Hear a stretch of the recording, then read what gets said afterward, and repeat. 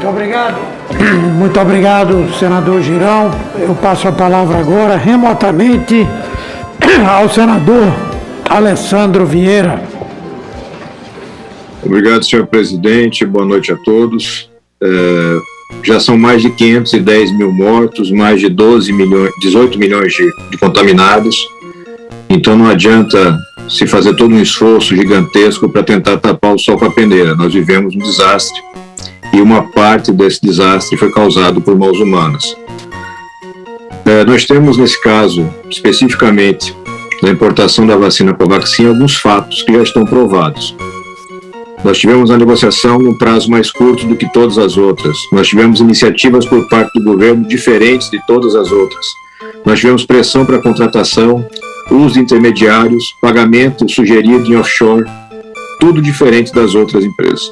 Eu assisti aqui, à distância, a tentativa do nosso líder do governo, Fernando Bezerra, de confundir empresas como a Pfizer do Brasil, a União Química, com a Madison, intermediária em Singapura, sediada numa portinha, claramente com indícios de empresa criada para redução de pagamento de impostos ou para evitar responsabilização por fraudes, muito claramente. Eu peço ao depoente Ricardo, servidor do Ministério da Saúde, que relate, da forma mais detalhada que puder, o diálogo que teve com o senhor presidente da República, onde reportou as suspeitas de crime cometido no âmbito do Ministério da Saúde. Por favor, senhor Ricardo. Imprimi todos os documentos, assim como aqui nessa CPI, contrato, a invoice, e apresentei ao presidente. Os detalhes, falei às pessoas a qual estava sendo pressionado. É isso, tudo isso. O senhor falou com o presidente da República sobre o relato do seu colega de trabalho, Rodrigo, que informou que um determinado fornecedor de vacinas não conseguiu fechar o contrato porque não aceitou fazer o pagamento de propina. O senhor reportou isso ao presidente da República? Não. Quando o presidente da República reportou a seu irmão que sabia do caso e sabia quem era o parlamentar responsável pelas pressões, o senhor ouviu as palavras do presidente da República? Não. Tinha saído essa hora, eu acho. Tinha saído essa hora, o senhor acha? O senhor entende que... Não estou acusando ninguém de mentira por enquanto. Não estou acusando ninguém de mentira por enquanto. O senhor pode ficar tranquilo com relação a isso. Eu estou lhe perguntando... Perfeito. As correções que foram feitas na nota, no invoice, para pagamento do contrato com a Bharat Biotech, elas foram suficientes, considerando a experiência que o senhor tem? Baseado nos dados do contrato em relação a valor, só ficou duas pendências em relação à empresa e o quantitativo da parcela do contrato, que aí foi autorizado pelo fiscal do contrato. É comum você ter autorizações por parte do fiscal do contrato, fora das especificações do próprio contrato para pagamento? Quantitativo, sim. A empresa, não. Perfeito. Senhor deputado Luiz Miranda, muito brevemente, o senhor se apresentou perante essa CPI e é muito claro o seu objetivo de reconstruir uma imagem, de apresentar novamente para os brasileiros essa veia combativa, combate à corrupção, coragem para o enfrentamento do sistema. A gente está presenciando tudo isso. Mas eu sou obrigado a dizer a Vossa Excelência que esse esforço está sendo em vão. Está sendo em vão porque o senhor não está tendo a coragem de falar o nome Ricardo Barros. Claramente, está lhe faltando coragem para falar o nome do deputado federal Ricardo Barros, que é a figura que é referida em todos os corredores com envolvimento nesse caso. Então eu gostaria de dar a oportunidade, deputado, para que o senhor exercite de fato a coragem que o senhor propala na internet. Porque, efetivamente, quando o senhor tenta fazer as manobras, as ginásticas, os malabarismos, para dizer que não consegue recordar um nome, o senhor claramente ofende a inteligência dos parlamentares que estão assistindo, ofende a inteligência dos brasileiros e muito claramente joga fora uma oportunidade. Então eu peço novamente que o senhor faça esse exercício de buscar na sua memória o óbvio nome do parlamentar que o senhor não está com coragem para falar. Senador Alessandro, eu acompanho com certa constância aqui o Senado e vejo que o senhor sabe o que é ser combativo. Sim, o senhor é muito, inclusive, mas existem momentos da nossa vida de que era melhor ter esquecido o que a gente escutou. E eu acho que esse foi um dos momentos, porque se o presidente da República, o qual eu admiro tanto, olha para você e fala e demonstra que sabe, e sabe a chave, você sai de lá e agora, hoje, porque se hoje ele diz que vai investigar a partir de agora, significa que desde então não foi feita a investigação e nem o nome da pessoa que ele fala para mim, teoricamente está sendo investigado a pedido do presidente. Eu acho que eu tive realmente um lapso de memória e temporal, que não eu não queira contribuir com essa comissão, mas é porque eu ainda estou respirando e tentando entender tudo que está acontecendo. Eu estou sendo atropelado por um furacão, que eu sei que o senhor não vai me compreender, mas você está de um lado, apaixonado por um lado, porque é a mudança do país, é aquilo que a gente sempre sonhou, fazer as reformas, eu sempre sonhei fazer a reforma tributária, e de repente você descobre que a coisa está aparelhada, igual sempre foi criticada. E pela luta de não perder a bandeira de governo sem corrupção, ele é capaz de atropelar um deputado da base, um servidor público extremamente honesto como meu irmão, como foi aqui acusado várias vezes, como se estivesse aqui para mentir, tentar criar um palanque ou qualquer coisa do gênero. É arrasador. O próprio Eduardo Bolsonaro colocou que eu sou um 7-1. Eu não respondo nem... Não sei nem o que esse cara quer dizer com isso. Então, assim, eu estou sendo massacrado por estar lutando pelo que é certo. Então, eu acho que eu cheguei no meu limite de complicar minha vida. Mas eu acho que essa comissão, acho que essa CPI, ela já sabe o caminho que ela tem que seguir. E se ela usar o follow the money e trabalhar direitinho, o Brasil vai perceber que nós estamos vivendo uma ilusão, uma verdadeira hipocrisia. Registro, senhor presidente, que será apresentado o pedido de convite ou convocação para quem possa ouvir o deputado federal Ricardo Barros por conta das suas supostas ligações com esse episódio que envolve a Covaxin e a Precisa. E registro também, para minha tristeza, que o deputado Luiz Miranda não se coloca à altura da imagem que tenta vender. Coragem, deputado, não é só para brincar na internet. Aqui é uma coisa muito séria. O senhor voluntariamente compareceu na CPI. E como é que eu provo que o presidente eu estou mentindo, senador? E como é que eu provo que eu estou mentindo? O senhor voluntariamente assumiu o compromisso de dizer a verdade, mas lhe falta coragem para dizer. Então não assumisse o compromisso. Fizesse como vários outros fizeram. Não tiveram coragem de assumir o compromisso da verdade. O senhor assumiu o compromisso e agora aqui, diante do Brasil, não tem a coragem de falar do nome. Eu falo, deputado federal Ricardo Barros, será ouvido se a CPI assim o entender. A gente precisa ter tudo claro nesse país. Só vai mudar o país, como o senhor disse que quer mudar, quando as pessoas tiverem coragem, especialmente as pessoas que... O senhor acha que eu já não tive coragem demais de estar aqui, senador? Você acha que eu e meu irmão aqui expondo, da forma que estamos expondo, dando chance de vocês concluírem o trabalho, já não fiz uma grande missão por essa nação, que talvez hoje, muitos dos eleitores apaixonados, continue, senador. O seu irmão, sim, o seu irmão, que é um servidor público concursado, cumpriu a missão dele. O senhor faltou com a sua missão. Obrigado, senhor presidente. Obrigado, senhora. Agora ouviremos a líder da bancada feminina, senadora Simone Tebet. Obrigada, senhor presidente. Antes de eu começar na linha das minhas perguntas, questionamentos e algumas conclusões que já tenho, eu gostaria de, na linha do senador Alessandro, pedir aqui que no espírito público, que parece que tem presente na alma e no coração do deputado, dos irmãos Miranda, que complete o depoimento a favor do país. É muito importante que diga o nome, até porque não se preocupe, Vossa Excelência não diz que não tem como provar, mas nós temos. Nós já temos indícios, nós já temos documentos e nós temos como rastrear. Se Vossa Excelência tiver a coragem de dizer o nome, eu posso garantir, não se preocupe com o Conselho de Ética da Câmara dos Deputados, que nenhum deputado vai ter coragem de surgir contra Vossa Excelência, contra a opinião pública, contra a massa de brasileiros que quer saber a verdade e buscar a verdade dos fatos.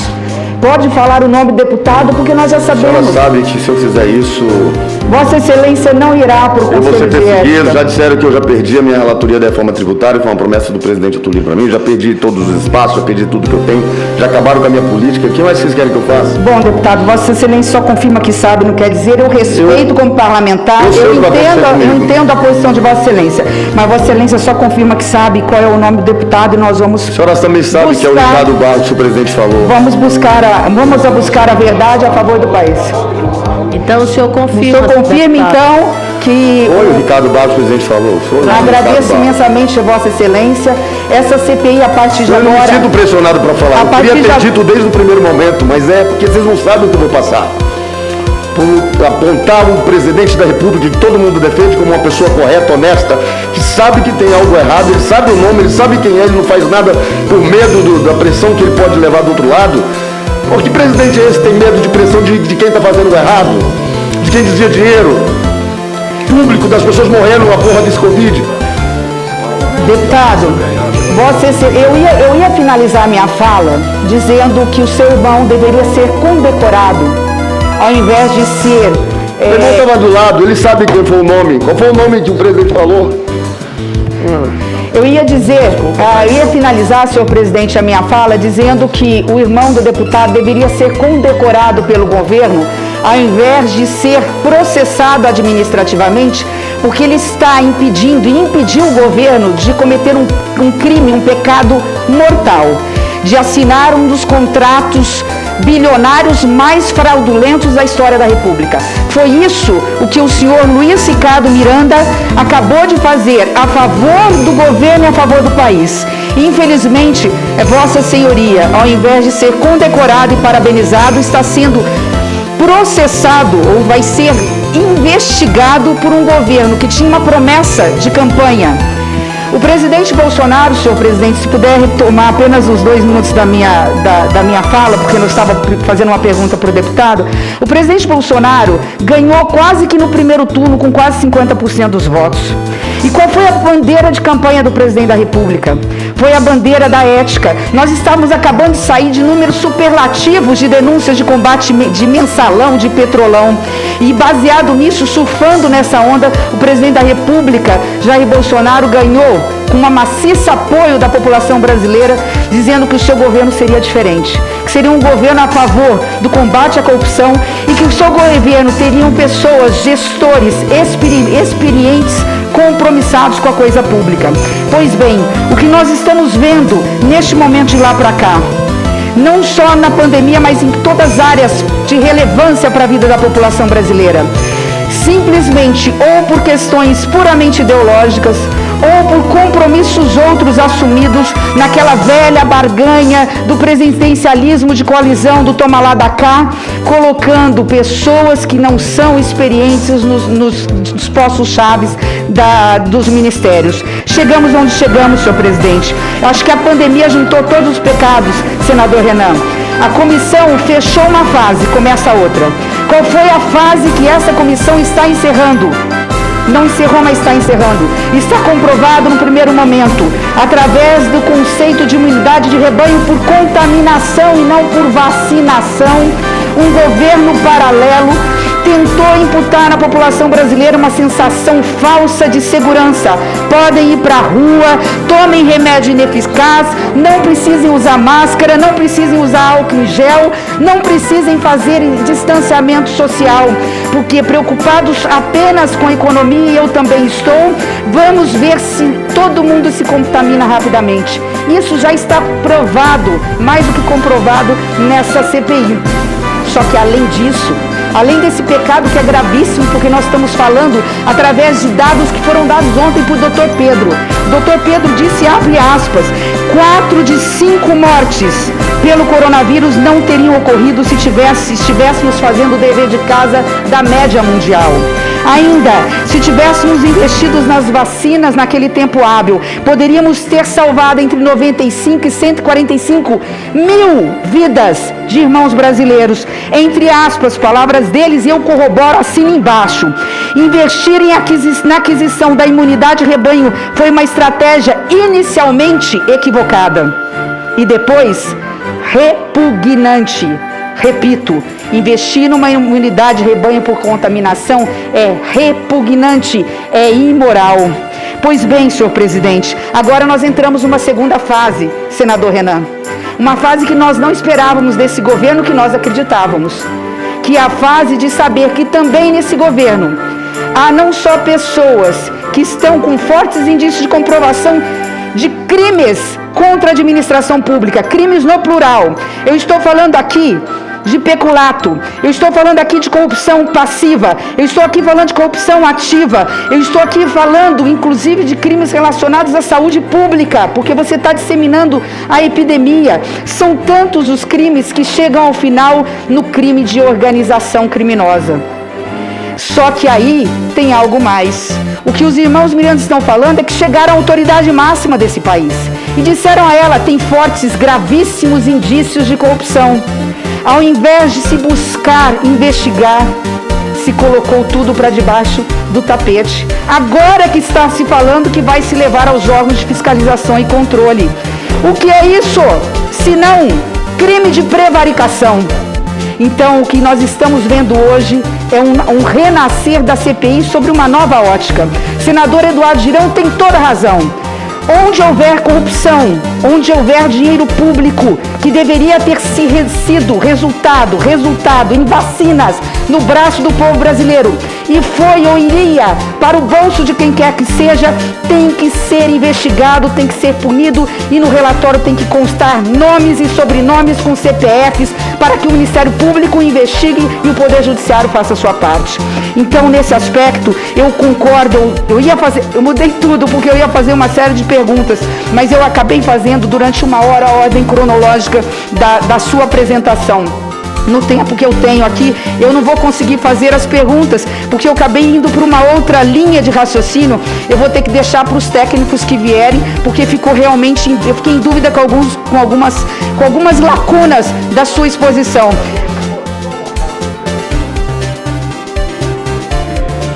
Microfone, relator. Eu queria dizer, para pontuar, que Vossa Excelência fez a grande pergunta do dia. E queria cumprimentá-la por ter obtido do deputado Luiz Miranda a resposta que todos nós tentamos em vão e não conseguimos. Então, a senhora acabou de nos proporcionar, e a essa comissão parlamentar de inquérito, um grande momento. E eu queria aproveitar este momento para cumprimentá-la mais uma vez e para dizer que o nome citado pelo deputado Luiz Miranda é o mesmo nome que apresentou na Câmara dos Deputados uma emenda para incluir a vacina indiana, incluída na lei, que autorizou a aquisição da vacina indiana sem autorização da Anvisa. Relator Renan, a medida provisória 1026 de janeiro de 2021 e que tem eficácia imediata, portanto ela vale desde janeiro, ela autorizava o Brasil a comprar vacinas cujas autoridades sanitárias estrangeiras tivessem deliberados. As autoridades sanitárias estrangeiras dos Estados Unidos, da União Europeia, do Japão, da China, da Grã-Bretanha e da Irlanda do Norte. Não tinha a indiana. A lei foi publicada, portanto só passou a valer, em 10 de março. Foi incluída através de emenda na Câmara, só em 10 de março que foi a lei. Senadora Simone. E o contrato foi feito anteriormente, ele foi feito no dia 25 de fevereiro. Só aí já está mostrando que a assinatura do contrato é irregular e ela é ilegal. Porque o contrato foi assinado antes da lei que permitia contratar com a vacina indiana que não tinha autorização da Anvisa e que não estava na medida provisória permitida. Senadora Simone, senador Renan. Vossa Excelência foi muito feliz. Senadora Simone, se Vossa Excelência por isso, esta mesma medida provisória, senador Renan, essa mesma medida provisória 1026, foi essa medida provisória que foi editada no dia 6 de janeiro de 2021. Foi essa medida provisória que nos documentos que temos na Comissão Parlamentar de Inquérito, no debate que ocorreu na Casa Civil da Presidência da República no dia 23 de janeiro de 2020, do dia 23 de dezembro de 2020, estava o dispositivo que possibilitaria a aquisição das vacinas da Pfizer e da Janssen. Esse dispositivo não foi incluído na edição da medida provisória no dia 6 de janeiro. Exatamente. Estamos com o roteiro pronto. Senadora Silva, eu quero lhe cumprimentar. Eu acho que o grande momento dessa comissão foi nesse momento aqui. Estamos com o roteiro pronto. Só é seguir. Há um debate, há setores do governo que querem, que defendem a aquisição da vacina da Pfizer e da Janssen. Há um veto para isso. No dia 6, a medida provisória é editada sem o dispositivo que possibilita essas vacinas. Na Câmara dos Deputados é feita uma emenda pelo deputado já citado para favorecer essa vacina específica da empresa Precisa. Em seguida, o servidor do Ministério da Saúde, Luiz Ricardo Fernando Miranda, vê um processo atípico. O deputado Luiz Cláudio leva ao presidente da República. O presidente da República diz o quê? O presidente da República diz, você sabe, né? Isso é coisa lá do deputado, daquele deputado, né? Que nós já sabemos o nome, o deputado Ricardo Barros. Senhor presidente, eu tinha dito, eu cheguei a falar em algum momento, que havia uma tentativa, não tem crime tentado. Estamos diante do maior esquema de corrupção da história da República. Essa CPI chegou, neste momento, a isso, com os nomes de todos os personagens e com o roteiro do crime. Para completar a cereja do bolo, senador Randolph, a cereja do bolo, né? As tratativas da compra da Covaxin aqui, elas podem ter sido, como que eu vou dizer, o ingrediente que faltava nesse grande caldeirão. Porque além disso, olhem só, a medida provisória é de janeiro, não permite compra de vacina sem a autorização da Anvisa ou dessas agências de autoridades sanitárias. O contrato é feito em fevereiro, ainda não podia, e a lei só passa a vigorar em março com a emenda do deputado Ricardo Barros. Só isso teria que fazer com que quem quer que tenha assinado aquele contrato tivesse rasgado o contrato antes de assiná-lo. Mas há mais, eu fiquei uma hora fora da CPI tentando juntar esses fios. E eu fiz uma rápida análise aqui. Aí nós estamos, presidente, hoje respondendo a uma série de questionamentos do mês inteiro. Por exemplo, o governo diz que não aceitava a Pfizer por conta de cláusulas leoninas, mas aceitou a indiana com cláusulas draconianas. Não aceitava a Coronavac, chamando de corona lixo, vacina, porque ela era de um vírus morto, inativo, e que ela não tinha tanta eficácia. É a mesma plataforma da Covaxin. A Covaxin e a Coronavac têm a mesma plataforma. Por que então aceitaram a Covaxin e não aceitaram a Coronavac? E mais, por um preço muito acima da outra, por exemplo, da Pfizer e da AstraZeneca, num contrato simplificado. Levou-se apenas 97 dias, levou-se 330 dias para autorizar a da Pfizer. Eu fui anotando porque são tantas. A intermediária é uma empresa privada que já foi falado, que tem lá no paraíso fiscal em Singapura um endereço, ela realmente tem, nós sabemos para que serve. Ora, é um contrato bilionário de 1 bilhão e 600, que eu não sei, senadora Mazis, se foi um valor do tal chamado mensalão, do tal chamado petrolão, chegou perto desse valor. E nós estamos aqui preocupados com a possível coerência ou incoerência de um servidor humilde de carreira que fez apenas o dever de casa. Então, na minha fala final, senhor presidente, já estou ficando até sem voz, porque com essa máscara a gente acaba aqui tendo que elevar a voz. Se comprovado, portanto, tudo isso que ele disse, os crimes são muitos e são no plural. Deixa eu pegar emprestada a fala do Humberto para falar que a vacina tem que colocar no rol das vacinas VIPs da contratação, porque não tem outra razão para se contratá-la. Mas lembrando, apenas 1% da população brasileira vai poder tomar essa vacina se ela um dia chegar no Brasil. Ela está proibida de ser dada para menores de 18 e acima de 60. Ela está proibida pela Anvisa de ser comercializada e aplicada em jovens, qualquer cidadão que tenha comorbidade, que tenha problema de coração, que tem diabetes, que tem pressão alta, que tem obesidade mórbida. Ela não pode ser aplicada em gestante, em puérpera, ela não pode ser aplicada em quem, então? Em 1% da população. Então, senhor presidente, eu não sei se é o caso aqui como última parte dessa novela. Ao invés de chamar a dona Regina, vamos fazer uma cariação coletiva aqui. Vamos chamar o ministro Pazuello até para ele dizer porque ele disse no dia que ele saiu lá que tem pichulé que tem que ser distribuído no final do ano, do recurso que foi dado, aprovado por nós, para ser destinado para o combate à pandemia. Nós não furamos teto, abrimos exceção pela lei de responsabilidade fiscal para colocar recurso em outro lugar. Nós, com responsabilidade, deputados e senadores, aprovamos no Congresso Nacional. Estamos lá defendendo os nossos estados e ministérios, ministro Pazuello, para sim pegar recursos extras até no final do ano para a saúde, mas é para o combate à pandemia do coronavírus. Não há pichulé, seja lá o que isso significa. Ele tem que dar nome também. Temos que chamar o seu Elcio, que foi citado aqui, a senhora Tereza, o presidente da Anvisa. Vamos fazer uma cariação com esses 5 nessa ordem aqui que eu fiz e posso entregar a mesa se quiser, mas a mesa tem consultores muito melhores para isso, mostrando aqui essa novela, quem é quem dentro do processo e quem é responsável pelo quê. Ao final da minha fala, senhor presidente, aqui, essa CPI está de parabéns por todo o trabalho que fez.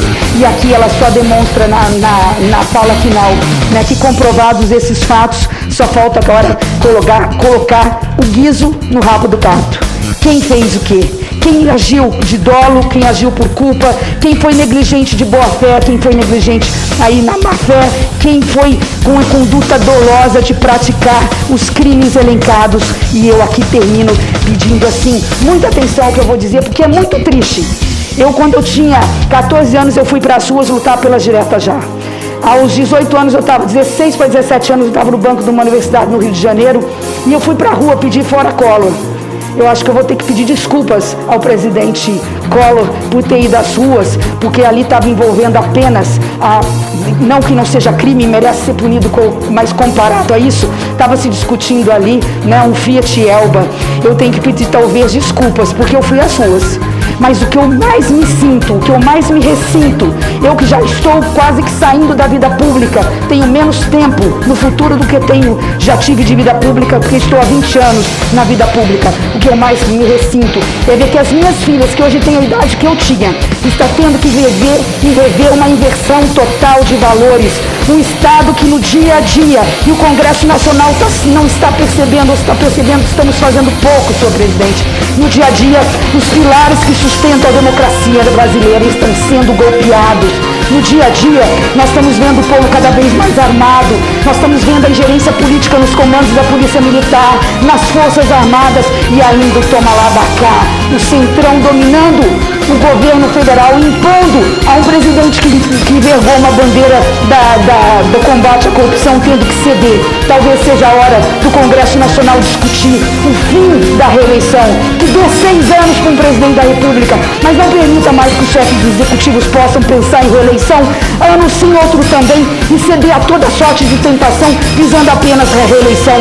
E eu não estou falando desse, eu estou falando do presidente que passou, da presidente anterior, do outro presidente e do presidente que antecedeu. É sempre assim, e a essa razão total, nós não fazemos outra coisa. E eu falei da inversão de valores, porque estou começando a ver, pensando nesse servidor que é humilde, que está vendo de novo um Estado policialesco, que ao invés de fiscalizar e proteger os cidadãos de bens que denunciam crimes de corrupção, estão sendo agora investigados porque não podem dizer o que pensam, como aconteceu com o Dr. Pedro ontem, que aqui teve que se recusar a responder uma pergunta do senador Renan Calheiros porque estava incomodado e preocupado com as filhas nas redes sociais. Não é possível vivemos nesse país. Eu não posso, terminando o meu mandato, nem pensar que meus 20 anos de vida pública foram para quase nada para eu ver um verdadeiro retrocesso na defesa das políticas públicas e na defesa das instituições democráticas. Desculpe o desabafo, agradeço a oportunidade, mas aqui está falando alguém que sabe que o que é poder estar fazendo, estar na vida pública e sofrendo, deputado, todo tipo de sorte de pressão nas redes sociais também. Esse país polarizado precisa ter fim. É preciso que os nossos irmãos brasileiros voltem a se abraçar. É preciso esquecer o discurso de ódio. É preciso sim que a CPI da fake news faça alguma coisa para que a gente investigue quem é lá na fonte, aquele que cria, que mente, que calunia, que difama um homem público, uma mulher pública, um cidadão de bem, as pessoas de bem nesse país. Enfim, há muito o que fazer. Eu quero parabenizar Vossa Excelência, senador Omar. Aziz, pela coragem, pela determinação e pela forma como conduz. Senador Renan Calheiros, obrigada pelas palavras e pedir desculpa aqui pelo desabafo que estou fazendo aos meus colegas, porque ao invés de usar 20 minutos, eu acho que eu extrapolei até os 20. Obrigado, senhor presidente.